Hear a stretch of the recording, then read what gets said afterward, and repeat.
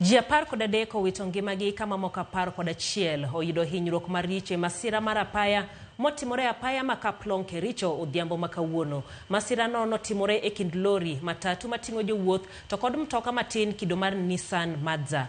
Sifros Okinda nigi ler mathoth. Lit Gikuyu nokwako lwasi alworani ma Kapkaket e apaya ma Kaplong Kericho tok masira manowuok e kind lori matatu mating'o jowuoth kod nyamburko matin mano kido mar Nissan Mazda. Ji 13 owito ngimagi kanyo gi kanyo ka jomoko 11 otony kod adhonde maricho. Hii ajali imehusu 3 vehicles, matatu, lori na private vehicle. It is very unfortunate na members of public together with government officers tunasaidiana kukilia barabara, kutoa hii mchanga kwa barabara ambayo inaweza cause another accident. Nonro moyi onyiso ni nyamburko matin erikiria marach gima nokelo masira no. Two vehicles were coming from Litein towards Kaplong. Lorry was coming from Kaplong towards Litein.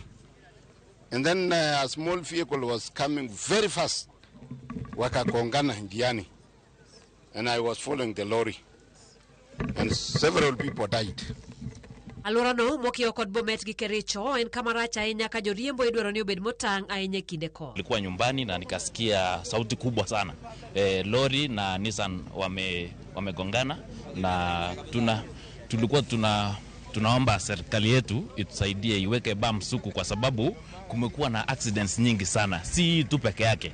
Kumekuwa na accidents nyingi na tunaomba at least hii barabara ikuwe expanded so that kukuwe na peaceful transport huku eneo ya Cheptangul Gay.